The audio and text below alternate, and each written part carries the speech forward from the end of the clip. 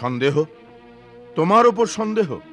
ইন্দ্রজিতের বজ্রকেও সাধারণ পাথরের মতো শক্তিহীন করে দেওয়া ইন্দ্রজিতের ওপর সন্দেহ? দেবাসুর সংগ্রামে নিজের পিতার পরাজয়কে আপন পরাক্রমের দ্বারা বিজয়ী করে দেওয়া বীর পুত্রের ওপর আমি সন্দেহ করব কি করে বৎস? তাহলে এখনো আপনি আমাকে যুদ্ধ করবার আদেশ কেন দিচ্ছেন না মহারাজ? ইন্দ্রজিৎ, তুমি লঙ্কার সবচেয়ে সুদৃঢ় প্রাচীর। লঙ্কার ঘরের ভিত্তি তোমার ওপরই টিকে আছে। তোমার সুরক্ষা অবশ্য কর্তব্য। দেবাদিদেব তোমার রক্ষা করুক। যদি তোমার কিছু হয়ে যায় পুত্র, তাহলে লঙ্কা অনাথ হয়ে যাবে। অনাথ। আপনি থাকতে লঙ্কা কি করে অনাথ হতে পারে পিতাশ্রী? কিন্তু যদি আমার উপস্থিতিতে লঙ্কেশ্বরের মান ভঙ্গ হয়, লঙ্কা রাজ্যের প্রতিষ্ঠা রক্ষা না হয়, তাহলে আমার মতো যোদ্ধার এইভাবে ঘরের মধ্যে বসে থেকে লাভ কি? লাভ আর ক্ষতির হিসেব আমি তোমাকে কি করে বোঝাবো বৎস? অমূল্য থেকে অমূল্য রত্ন নিজের মূল্য নিজে জানে না। আজ কেবল লঙ্কেশ্বরেরই নয়, সমগ্র লঙ্কার রাক্ষস জাতির অস্তিত্ব বিপন্ন। সমগ্র অসুর জাতির মর্যাদার প্রশ্ন। আর তাদের বাঁচানোর জন্য আপনি আর আমি কেবল দুজনেই বেঁচে আছি। আমাদের দুজনের মধ্যে একজনকেই যেতে হবে।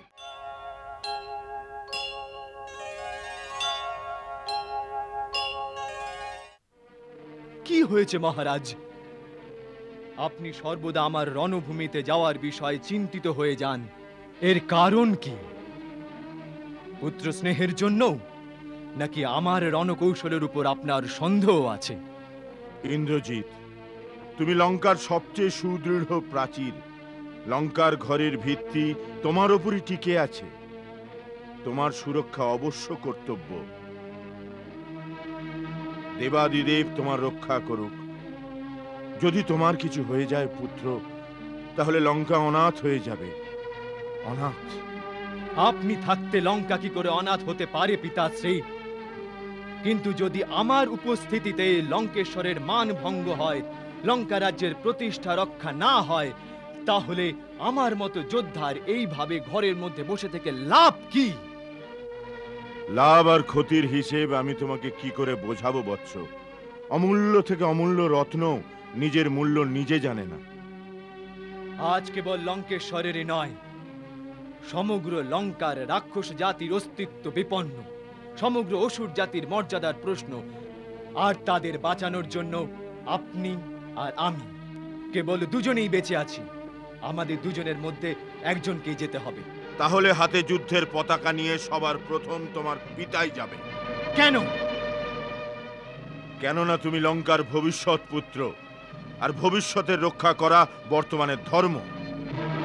এটা এক পিতার মোহ বলছে, কিন্তু পুত্রের ধর্ম তাকে এই আজ্ঞা দেয় না। যে পিতার কাজে আসতে পারে না, সে কিরকম পুত্র? ইন্দ্রজিৎ থাকতে আপনি যাবেন, তাহলে ধিক্কার তাকে। আপনার রণভূমিতে যাওয়া সেদিনও আমার উচিত বলে মনে হয়নি। হনুমানকে দূত ভেবে ছেড়ে দেওয়ার পক্ষেও আমি ছিলাম না।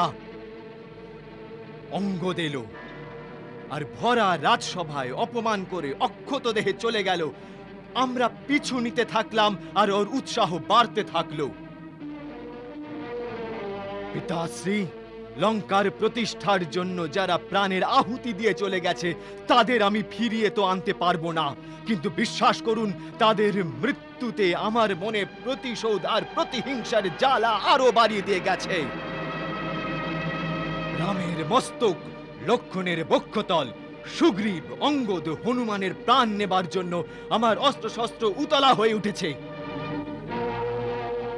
আজ্ঞা দিন, আশীর্বাদ দিন পিতাশ্রী। অসুর নায়ক আপন সৈন্যদের প্রলয় হয়ে শত্রুদের বিনাশ করবার আদেশ দিন।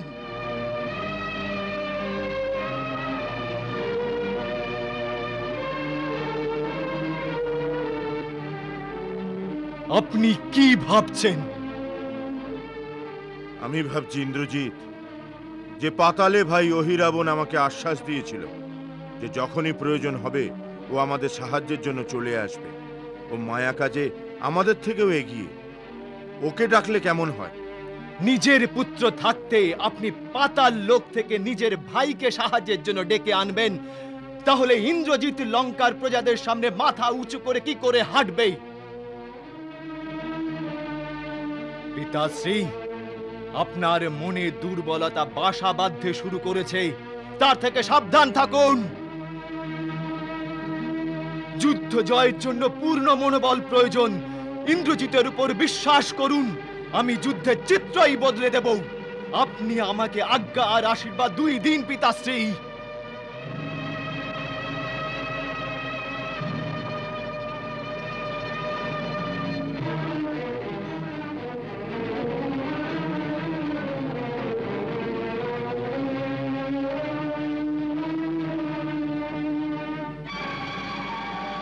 যাও পুত্র, জয়ের পতাকা উত্থিত করে ফিরে এসো। এটাই হবে, এটাই হওয়া নিশ্চিত মহারাজ। আজ সূর্যাস্তের আগে ওই 2 সূর্যবংশীয় সূর্যাস্ত করে মেঘনাদ আকাশে গর্জনকারী মেঘের মতন অখিল ব্রহ্মাণ্ডে আপন জয়ধ্বনি বাজিয়ে ফিরবে। যদি আজ মেঘনাদের জয়ধ্বনির ঘোষণা 10 দিকে না হয়, তাহলে ও অস্ত্র ধরাই ছেড়ে দেবে আর লঙ্কার সাগরে সলিল সমাধি নিয়ে নেবে। কখনো না। তুমি অবশ্যই বিজয়ী হয়ে আপন পিতার মস্তক উঁচু করে ফিরবে। এই বিশ্বাস বিদ্যুৎ হয়ে চমকিত করছে আমার মনকে। যাও ইন্দ্রজিৎ, আজ নতুন জয়ের কীর্তি স্থাপন করে ফেরো। বিজয়ী হও।